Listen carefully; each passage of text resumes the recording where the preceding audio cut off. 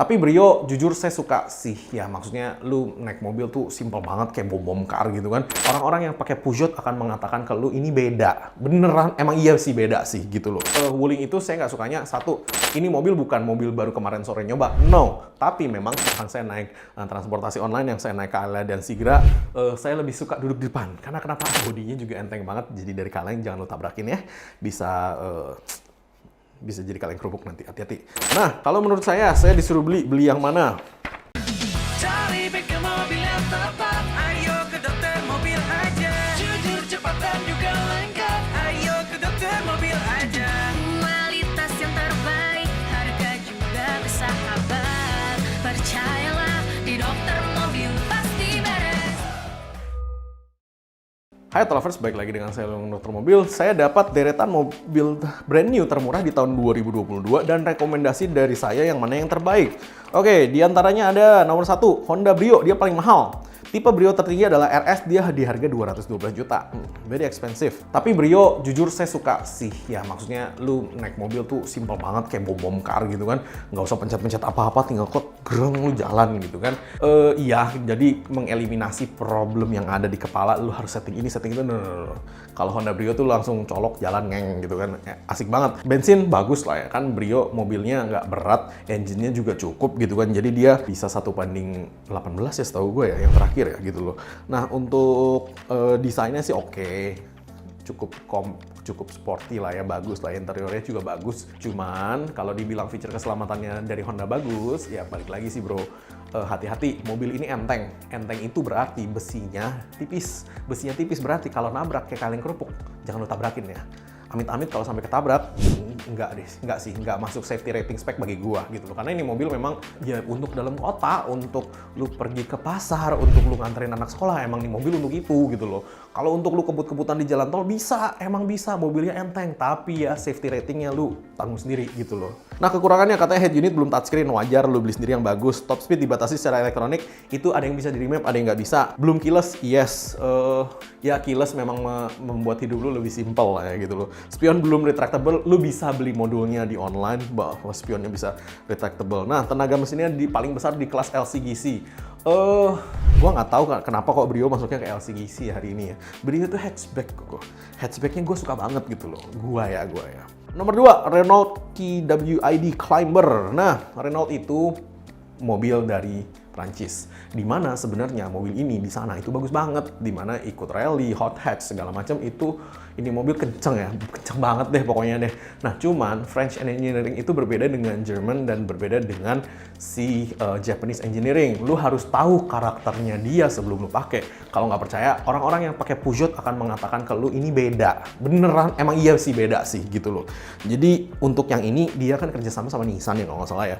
Jadi harganya relatif murah, mobilnya juga unik. Kalau lu nggak mau mobil yang sama orang lain, lu pakai mobil ini, dimana mobil ini akan benar-benar berbeda sekali sama orang lain. Nah, desainnya ala India, memang karena didesain di sono. Eksteriornya ala crossover, emang iya juga gitu loh. Fitur entertainment dan safety lumayan. Ya, ada ABS udah oke lah ya. Fitur keselamatan dirasa tanggung. Ya, namanya mobil begini lu nggak usah mikir ditabrakin lah ya. Kalau performa mobilnya pas-pasan katanya. Iya sih, karena diisi engine-nya nanggung. Harganya tipe tertinggi itu cuma di 161 juta. Oke sih, cuman Renault harga jualnya ya Bapak dan Ibu sekalian, lu harus mikir juga. Nah, nomor 3 adalah Wuling Convero. Terendahnya 159, tertingginya 197. Harga murah, performa oke, akselerasi oke, katanya irit bahan bakar ya oke lah. Terus feature-nya juga oke, interiornya luas. Iya. Nah, Wuling itu saya nggak sukanya, satu, setelah 2 tahun spare part itu kondisinya menurun, terutama karet-karetnya. Nah, karet-karetnya itu kayak karet bushing, karet stopper, karet damper, even karet window ya, itu dia bisa kering. Jadi ketika dia kering itu macam-macam problemnya. Dia bisa bocor, airnya masuk ke dalam, suspensinya tidak seenak dulu, nggak peduli kilometer ya gitu loh. Jadi itulah kekurangan si Wuling. Nah, banyak orang yang suka Wuling karena memang harganya murah dan harga spare partnya murah. Yes, itu iya banget. Dan jangan salah ya, Wuling adalah salah satu. Apakah mobil Anda susah nyala? Atau jadi tidak bertenaga? Bawa mobilmu ke Dokter Mobil. Bengkel spesialis AC dan tune-up nomor 1 di Indonesia. Tune-up Jetlin dari Dokter Mobil menggunakan mesin berteknologi canggih yang akan menjangkau seluruh part mesin mobil Anda, membersihkan dengan tuntas, membuat performa mobilmu jadi tak terbatas. Rasakan performa mobil Anda jadi garang, reservasikan mobilmu sekarang. Perusahaan mobil besar dan di China. Kita kalau cerita China ya, lu bilang besar ya, lu nggak bakal bisa ngerti deh seberapa besar itu kalau lu nggak kesana beneran. Dia itu sudah diproduksi 5 juta unit. Jadi ini mobil bukan mobil baru kemarin sore nyoba, no. Tapi memang mobil ini dengan kualitinya segitu, makanya harganya segitu. Jadi Anda harus tahu nih, bukannya saya ngejelek-jelekin, enggak. Mesin oke kok, no problem. Banyak juga yang di mapping di tempat kita, terus banyak juga yang ganti knalpot dan segala macam. Nah cuman balik lagi, Wuling tetap Wuling. Jangan lu beli Wuling kemudian lu kepengennya jadinya Mercy gitu kan, nggak bisa gitu loh. Jadi lu harus tahu apa yang lu beli dan setiap mobil ada kekurangan dan positifnya. Nah cuman kalau gua sih Wuling ini di sana mobil kerja, bukan mobil passenger car harian ya. Dia lebih banyak ke mobil kerja yang Wuling Convero ini dan ya untuk feature kenyamanan udah pasti biasa aja karena ya memang didesain untuk mobil kerja di sononya. Nah mobil yang paling laris Daihatsu Sigra dan Toyota Kayla. Paling tinggi 170-an ya, paling rendah 150-an dan 120-an. Nah, balik lagi, Toyota dan Daihatsu Kayla dan Sigra ini 11-12, cuman ganti bodi dan moncong doang. Engine-nya mereka memang berbeda ya kan, di engine-nya mereka sendiri masing-masing. Nah, cuman satu hal yang saya paling tidak suka dengan mobil ini adalah radiatornya kecil banget dari original pabrikannya ya. Mungkin memang hari ini tidak masalah, cuman saya menjadi concern saya ketika Anda sudah bawa mobil ini 5 tahun lebih. Karena biasanya namanya radiator itu 5 tahun, dia udah menyempit tuh di dalamnya tuh udah berkerak. Lu harus servis, kalau servis sekalian gitu loh. Kalau gua sih beberapa customer gua saranin tambah radiator satu atau di replace dengan yang lebih besar gitu kan. Kita bikinin tempatnya dan dimana ketika di replace lebih besar, mobilnya lebih dingin dan dia cenderung menjadi lebih irit dan bertenaga gitu loh. Itu bener banget karena lu cek sendiri aja deh, radiatornya imut-imut banget. Mobil kamu sering overheat, buka kap mesin baunya sangit. Waspadai sejak dini. Hal itu terjadi karena coolant pada radiator yang sudah bermasalah. Banyak yang beranggapan coolant bisa digantikan dengan air biasa, tapi proses pendinginannya tidak akan berjalan maksimal. Coolant yang sudah lama pun sebaiknya diganti baru, bukan cuma ditambah ya. Karena zat aktif pada coolant bisa berkurang seiring dengan pemakaian. Tidak mengganti coolant secara rutin dapat menimbulkan karat dan korosi sehingga proses pendinginan pun tidak maksimal. Rutin cek coolant mobil kamu di Dokter Mobil. Menggunakan aditif organik yang diformulasikan untuk memiliki high durability sehingga lebih tahan panas dan temperatur mobil lebih stabil. Dengan cairan anti korosif, tidak akan meninggalkan karat pada pipa radiator, dilakukan dengan mesin berteknologi Jerman yang dapat menghisap habis coolant lama dan memastikan coolant yang baru masuk tidak akan tercampur. Suhu mesin mobil tetap stabil meskipun perjalanan jauh berjam-jam di dalam mobil. Ayo reservasi sekarang di Dokter Mobil. Di Dokter Mobil aja, pasti beres.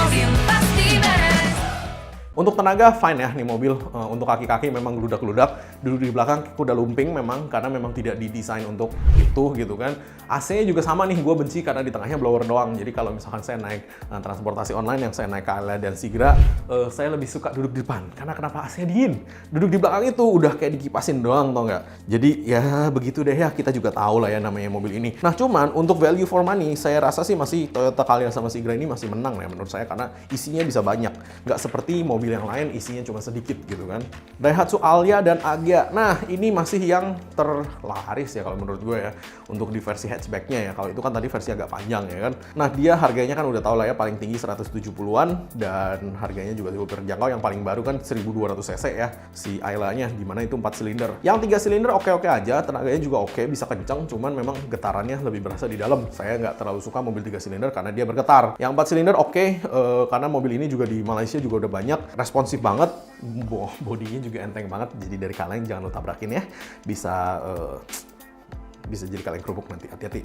Irit bahan bakar, iya iyalah ya, bodinya kecil, enteng, lu kasih 1200 cc ya otomatis dia irit bahan bakar. Transmisinya saya sih suka yang manual, kalau yang kopling kalau yang matic dia kurang responsif lah ya kalau misalkan menurut gue ya. Cuman kalau yang manual oke-oke aja sih, dan ini masih menjadi mobil andalan ya di jalan. Nah, kalau menurut saya disuruh beli yang mana?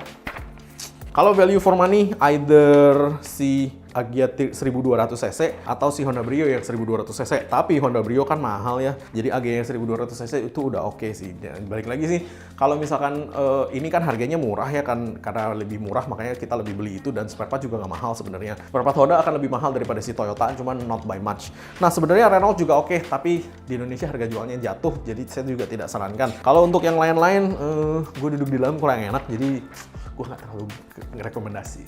Oke, mungkin sekian dulu penjelasan dari saya, Dokter Mobil. Thanks. Jangan lupa subscribe, like, dan komen di YouTube kami. Thanks.